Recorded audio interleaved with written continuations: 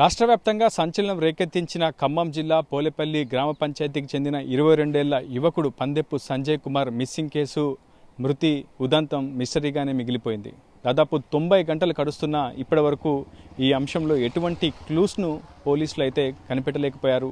ఆ విషయంలో కొంత పోలీసుల వైఫల్యం అయితే చాలా స్పష్టంగా కనిపిస్తుంది. కానీ తమకు మరికొంత సమయం ఇస్తే ఖచ్చితంగా కేసును ఛేదించే ప్రయత్నం చేస్తామని చెప్తున్నారు ఖమ్మం రూరల్ పోలీసులు.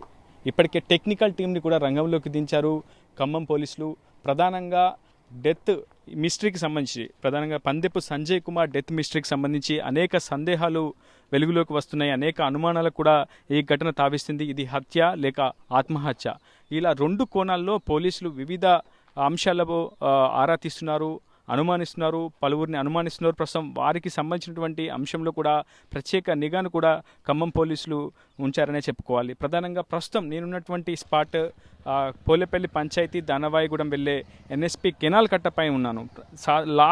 చివరిగా పందెపు సంజయ్ కుమార్ లైవ్ లొకేషన్ తన సోదరుడు జ్ఞానసాయికి పంపించినటువంటి ఆ ప్రదేశం కూడా ఇదే. చివరిసారిగా సంజయ్ తన ద్విచక్ర వాహనం హంక్ బైక్ని ఇక్కడే వదిలిపెట్టి వెళ్ళిపోయాడు. ఆ ఘటనా ప్రదేశాన్ని కూడా మీకు చూపించే ప్రయత్నం చేస్తాను. సరిగ్గా నేను చూపించే ఈ స్పాట్లోనే చివరిసారిగా సంజయ్ ద్విచక్ర వాహనం లొకేట్ అయింది. అంటే ఇక్కడి నుంచే సంజయ్ మిస్సింగ్ అయ్యాడు. ఇక్కడి నుంచే ఆ తర్వాత 48 గంటల తర్వాత అతని మృతదేహాన్ని పోలీసులు తనికెళ్ల ఎన్ఎస్పి కెనాల్ వద్ద స్వాధీనం చేసుకున్నారు. ఆ తర్వాత పోస్ట్ మార్టం నిర్వహించారు. ఆ తర్వాత అంత్యక్రియలు కూడా సంజయ్ కుమార్ యొక్క అంత్యక్రియలు కూడా కుటుంబ సభ్యులు జరిపారు.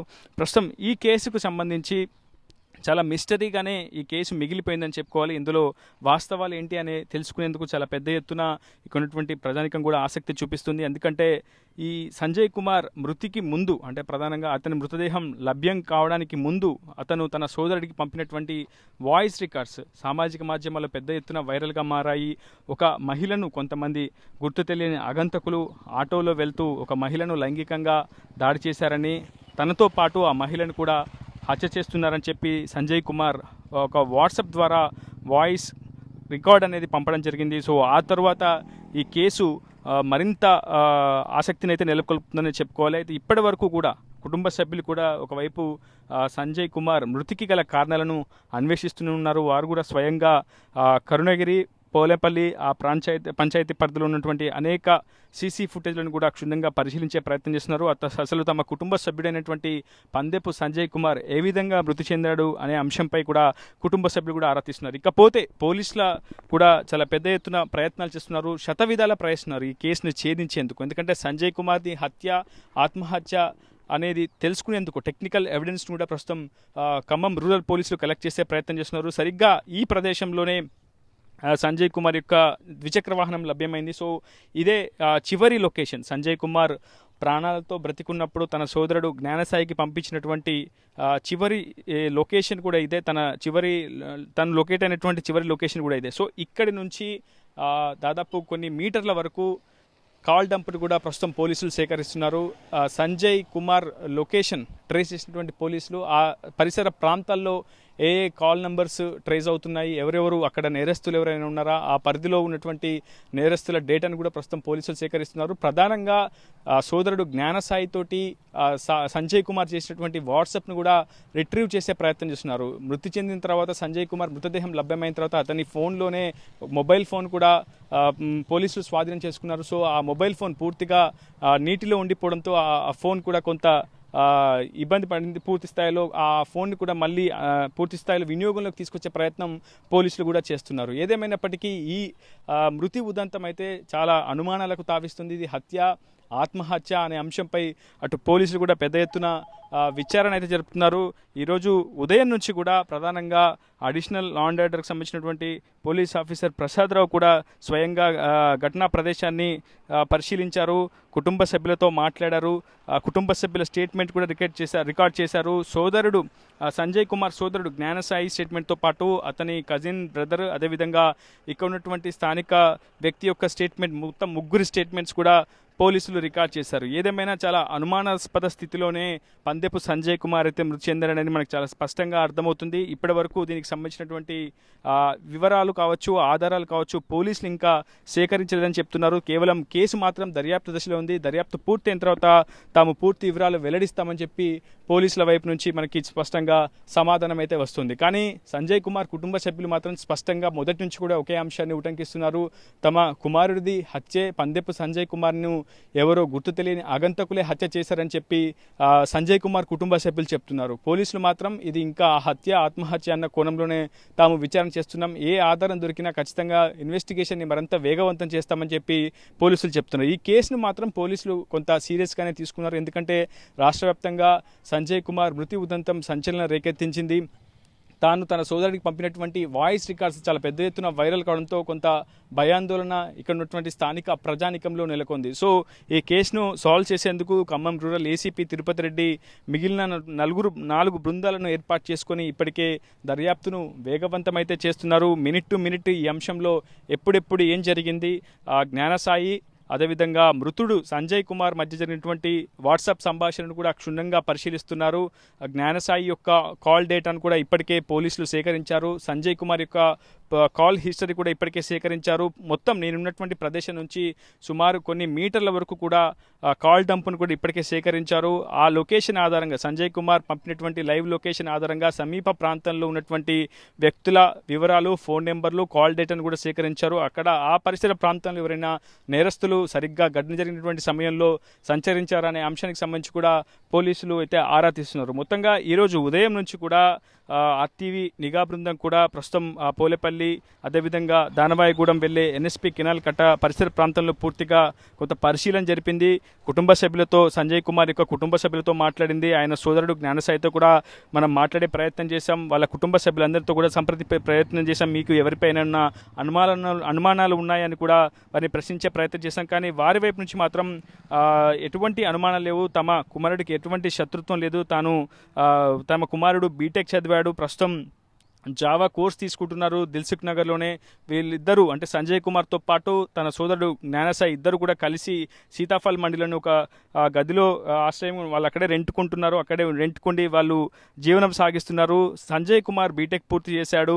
ఆ తర్వాత పార్ట్ టైం జాబ్ చేస్తున్నాడు, ర్యాపిడో కూడా నడిపిస్తున్నాడు. ఆ తర్వాత అతను ఒక జావా కోర్స్ కూడా ఇప్పటికే పూర్తి చేశాడు. తర్వాత ఇటీవలనే అతనికి ఒక కంపెనీలో కూడా ఉద్యోగం వచ్చినట్లు సోదరుడు జ్ఞానసాయి అయితే మనకు చెప్తున్నాడు. ప్రస్తుతం ఈ అంశానికి సంబంధించి అనేక కోణాల్లో కూడా పోలీసులు లోతైనటువంటి దర్యాప్తు చేస్తున్నారు. ఒకవైపు కాల్ డంప్ను సేకరించారు, ఆ కాల్ డేటా రిజిస్టర్ను కూడా ఇప్పటికే పోలీసులు కూడా సేకరించారు. మరోవైపు ప్రధానంగా మృతదేహం సంజయ్ కుమార్ మృతదేహం లభ్యమైన తర్వాత పోస్ట్మార్టం రిపోర్ట్ కూడా ఈ ఘటనలో కీలకంగా మారబోతుంది. పోస్ట్మార్టం రిపోర్ట్లో ఏ అంశాలు వస్తాయో దాని ఆధారంగానే మరింత విచారణను వేగవంతం చేసే అవకాశం ఉంది. ఒకవైపు టెక్నికల్ ఎవిడెన్స్ను అదేవిధంగా పోస్ట్ మార్టం రిపోర్ట్ను ప్రామాణికంగా చేసుకొని తమ కేసు దర్యాప్తును పూర్తి వివరాలు ముగిసిన తర్వాత పూర్తి వివరాలు మీడియాకు వెల్లడిస్తామని చెప్పైతే పోలీసులు చెప్తున్నారు. పోలీసులు మాత్రం ఈ విషయంలో కొంత మౌనం పాటిస్తున్నారు. మీడియాకు కూడా ఎటువంటి విషయాన్ని అయితే వెల్లడించట్లేదు. దర్యాప్తు పూర్తయిన తర్వాతనే పూర్తి విషయాలు మీడియాకు వెల్లడిస్తామని చెప్పి పోలీసుల వర్షన్ చెప్తున్నారు. అయితే అసలు ఏం జరిగింది, సంజయ్ కుమార్ ఎప్పుడు హైదరాబాద్ నుంచి ఖమ్మం వచ్చాడు, ఆ తర్వాత జ్ఞానసాయి ఎప్పుడు హైదరాబాద్ నుంచి ఖమ్మం బయలుదేరాడు, ఏ నిమిషంలో ఏం జరిగింది అనే మీకు ఎక్స్క్లూజివ్గా చెప్పే ప్రయత్నం చేస్తున్నాను. ఈరోజు ఉదయం నుంచి కూడా ఆర్టీవీ నిఘా బృందం ఈ అంశాలను, ఈ వివరాలను సేకరిస్తూ వచ్చింది. సరిగ్గా 12వ తారీఖున సాయంత్రం హైదరాబాద్ నుంచి ద్విచక్ర వాహనంపై బయలుదేరినటువంటి పందెపు సంజయ్ కుమార్ ఖమ్మం చేరుకున్నాడు తన కజిన్ సోదరుతో కలిసి. సో ఇద్దరు కూడా 2 ద్విచక్ర వాహనాలపై ఖమ్మం చేరుకున్నారు. ఆ రోజు రాత్రి 9:15 సరిగ్గా తన సంజయ్ కుమార్ సోదరుడు జ్ఞానసాయి హైదరాబాద్ నుంచి ఎంజీబీఎస్ నుంచి ప్రధానంగా ఖమ్మం చేరుకున్నాడు. అతను చేరుకునేసరికి 1:38 అయింది. తనను పికప్ చేసుకోవడానికి వస్తాడన్న సోదరుడి కోసం కొంత సమయం పాటు కరుణగిరి ఆర్చ్ వద్ద జ్ఞానసాయి వెయిట్ చేశాడు. కానీ ఎంతకీ తన సోదరుడు రాలేదు. ఆ వెంటనే జ్ఞానసాయి ఇంటికి వెళ్ళాడు నడుచుకుంటూ. ఆ తర్వాత ఇంట్లో సంజయ్ కుమార్ ఏడి, తమ్ముడు ఎక్కడున్నాడని కుటుంబ సభ్యులను అడిగే ప్రయత్నం చేశారు. అదేంటి, నిన్ను పికప్ చేసుకునేందుకే కదా సంజయ్ కుమార్ వచ్చిందంటూ కూడా కుటుంబ సభ్యులు సాయికి బదులిచ్చారు. అయితే వెంటనే వాట్సాప్ ఓపెన్ చేసి చూడగా కొంత రికార్డ్స్ కావచ్చు, అదేవిధంగా తను కాల్ చేయడం కావచ్చు వెంటనే జరిగిపోయి అసలు మినిట్ టు మినిట్ మీకు ఎక్స్ప్లెయిన్ చేసే ప్రయత్నం చేశాను. సరిగ్గా 1:16 అంటే 13వ తేదీ తెల్లవారుజామున 1:16 ఒక వాట్సాప్ వాయిస్ కాల్ సంజయ్ నుంచి తన సోదరుడైనటువంటి జ్ఞానసాయికి వెళ్ళింది. కానీ ఆ వాయిస్ కాల్ అనేది కేవలం 3 సెకండ్లే వచ్చింది. ఒక మిస్ కాల్ అలర్ట్గా మాత్రమే వచ్చింది. ఆ తర్వాత 1:31 1:31 చివరి మెసేజ్ సంజయ్ కుమార్ నుంచి జ్ఞానసాయికి వచ్చింది. నేను స్టార్ట్ అవుతున్నాను, నువ్వు న్యూ బస్ స్టాండ్కి రా అంటూ కూడా సంజయ్ కుమార్ జ్ఞానసాయికి ఒక వాట్సాప్ మెసేజ్ అయితే పంపాడు. ఆ తర్వాత 1:51 లైవ్ లొకేషన్ సెండ్ చేశారు సంజయ్ తన సోదరుడు జ్ఞానసాయికి. ఆ తర్వాత 1:52 వాట్సాప్ రికార్డ్స్ అనేవి వచ్చాయి.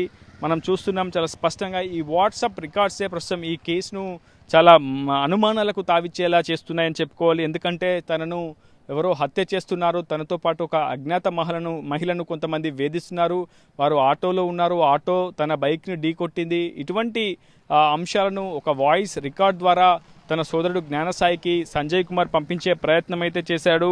ఆ తర్వాత వెంటనే కేవలం కొద్ది నిమిషాల వ్యవధిలోనే సంజయ్ కుమార్ పూర్తిగా అదృశ్యమైపోయినటువంటి సందర్భం కనిపించింది.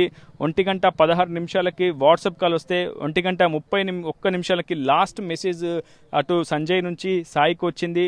1:51 లైవ్ లొకేషన్ సంజయ్ సెండ్ చేశాడు. 1:52 వాట్సాప్ రికార్డింగ్స్ పంపాడు. ఆ తర్వాత వెంటనే 1:57 అప్రమత్తమైనటువంటి సంజయ్ కుమార్ కుటుంబ సభ్యులు, సన్నిహితులు, సహచరులంతా కూడా సర్చింగ్ చేశారు. పూర్తిగా ద్విచక్ర వాహనాలపై తమ సోదరుడు కావచ్చు, తమ స్నేహితుడి కోసం పూర్తిగా ఈ ఎన్ఎస్పి కెనాల్ కట్టపైనే అటు 2 వైపులు కూడా తనిఖీలు చేశారు. ఎక్కడా కూడా సంజయ్ కుమార్ ఆచూకీ లభించలేదు. 1:58 ఒక ఆటోలో, అదేవిధంగా 2:01:31 మరొక ఆటోలో కూడా పూర్తి స్థాయిలో సన్నిహితులు బైక్లపై కూడా వాళ్ళు వెతికే ప్రయత్నం చేశారు. సరిగ్గా ఆ సమయంలోనే ఇక్కడ ఈ ప్రదేశంలోనే సరిగ్గా 2 గంటల సమయంలో సంజయ్ కుమార్ లైవ్ లొకేషన్ పంపించినటువంటి ఈ ప్రాంతంలోనే చివరిసారిగా సంజయ్ కుమార్ వినియోగించినటువంటి ద్విచక్ర వాహనం సన్నిహితులకు, స్నేహితులకు లభ్యమైంది. వెంటనే ఆ విషయాన్ని స్థానిక పోలీసులకు సమాచారం అయితే అందించారు, కుటుంబ సభ్యులకు సమాచారం అందించారు. సో సంజయ్ చివరిసారిగా ఇక్కడి నుంచే సంజయ్ అదృశ్యమైనట్టు కూడా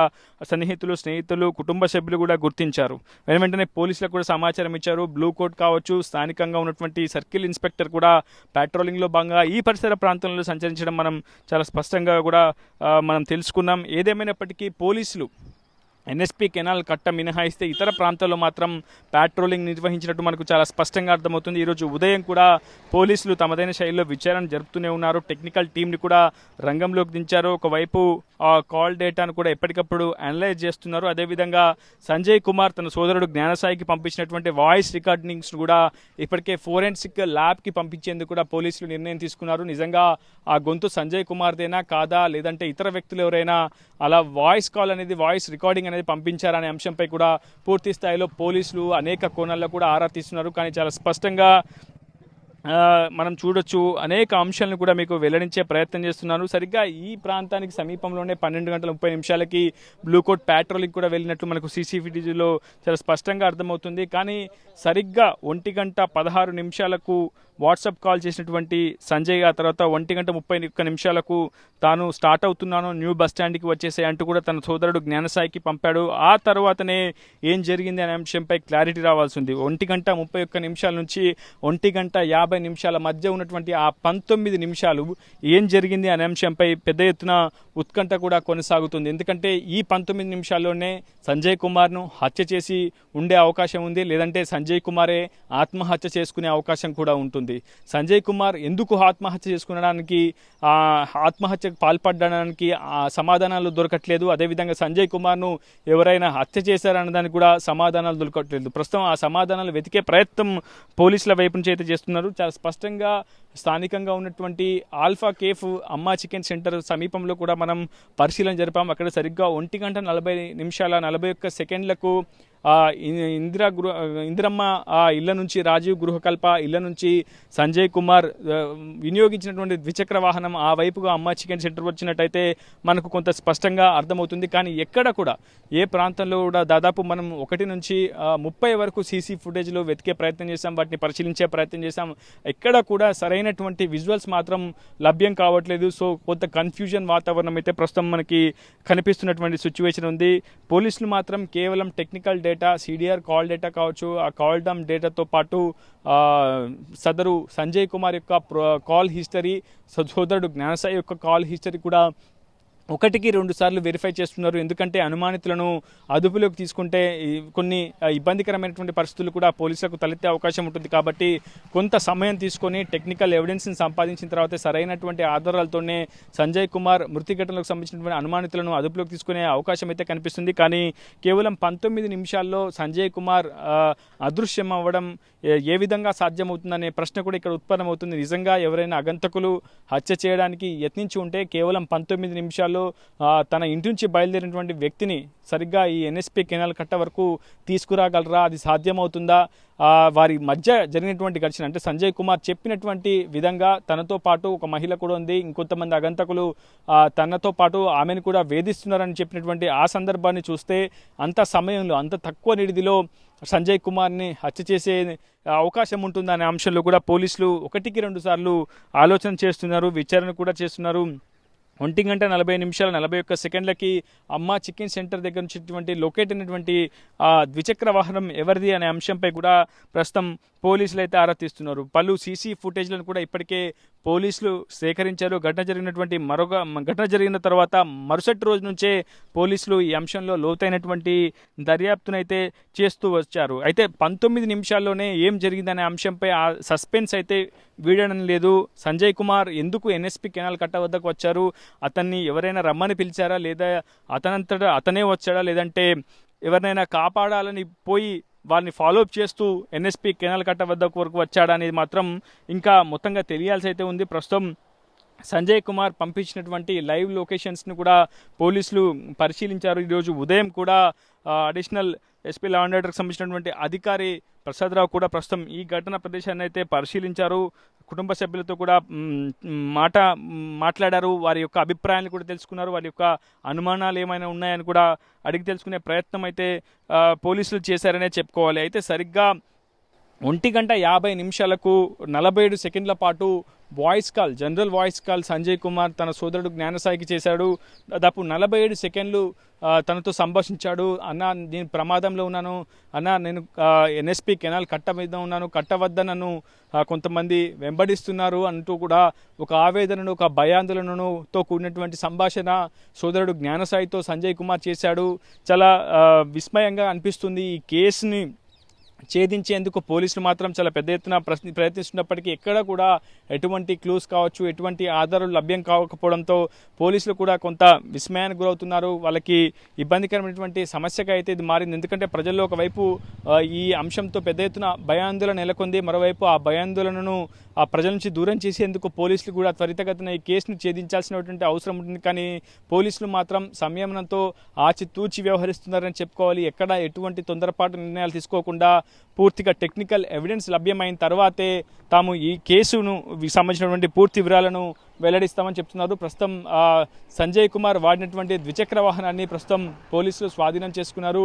సంజయ్ కుమార్ మొబైల్ కూడా పోలీసులు స్వాధీనం చేసుకున్నారు. సంజయ్ కుమార్ మృతదేహాన్ని కూడా పోస్ట్మార్టం నిర్వహించారు. అయితే పోస్ట్మార్టంలో దాదాపు సంజయ్ కుమార్ ఇతరులతో ఘర్షణ పడ్డట్టు కానీ సంజయ్ కుమార్ శరీరంపై పెద్దగా గాయాలు కూడా ఏవి గుర్తించలేదని చెప్పి పోలీసు వర్గాల నుంచి మనకు సమాచారం అయితే అందుతోంది. నిజంగా ఈ స్థాయిలో కొంతమంది అగంతకులతో సంజయ్ కుమార్కు మధ్య ఘర్షణ జరిగినప్పుడు ఖచ్చితంగా తన శరీరంపై, ఒంటిపై గాయాలు ఏమైనా ఉండాలి కదా అన్న కోణంలో కూడా పోలీసులు భావిస్తున్నారు. సో ఆ గాయాలు ఏం లేకపోవడం కూడా కొంత పోలీసులను విస్మయానికి గురిచేస్తుంది. మరోవైపు పోస్ట్మార్టం రిపోర్టు వస్తే అందులో బాడీలో మృతదేహంలో ఇంటర్నల్ ఇంజురీస్ ఏమైనా ఉన్నాయా అనే అంశంపై కూడా ఒక క్లారిటీ వచ్చే అవకాశం ఉంది. ప్రస్తుతం పూర్తిగా సంజయ్ కుమార్ మొబైల్ ఫోన్లో కూడా పూర్తి స్థాయిలో రిట్రీవ్ చేసే ప్రయత్నం చేస్తున్నారు. డేటాను అంతా కూడా సోదరుడు జ్ఞానసాయి అదేవిధంగా సంజయ్ కుమార్కు మధ్య జరిగినటువంటి వాట్సాప్ సంభాషణ కూడా రిట్రీవ్ చేసే ప్రయత్నం చేస్తున్నారు. చివరిగా సంజయ్ కుమార్ ఇంకేదైనా మెసేజ్ చేసే ప్రయత్నం చేశాడా, టెక్స్ట్ కానీ వాట్సాప్ కానీ ఇతరత్ర లొకేషన్ పంపించే ప్రయత్నం ఏం చేశారా, అది సాయికి చేరిందా లేదా అనే అంశంపై కూడా పూర్తి స్థాయిలో ప్రస్తుతం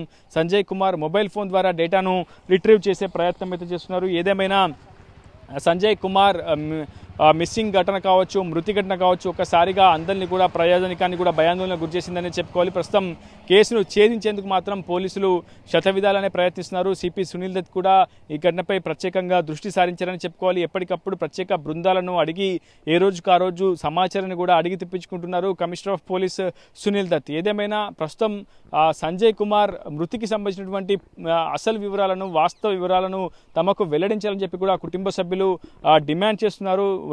సంజయ్ కుమార్ మృతదేహంతో రాస్తారోకో చేయడం కూడా మనం చూసాం. ఆ తర్వాత ఈ కేసు విషయంలో దర్యాప్తును వేగవంతం చేయాలి, ఈ కేసుకు సంబంధించినటువంటి పూర్తి వివరాలను తమకు అందజేయాలి, సంజయ్ కుమార్ని ఖచ్చితంగా హత్యకు కారకులైనటువంటి వారిని కూడా కఠినంగా శిక్షించాలంటూ కూడా పెద్ద ఎత్తున డిమాండ్ అయితే వ్యక్తమవుతుంది. ఏదేమైనా సంజయ్ కుమార్ మృతి మాత్రం అటు పోలేపల్లి, కరుణగిరి ప్రాంత వాసులను మాత్రం భయాందోళనకు గురి చేసింది.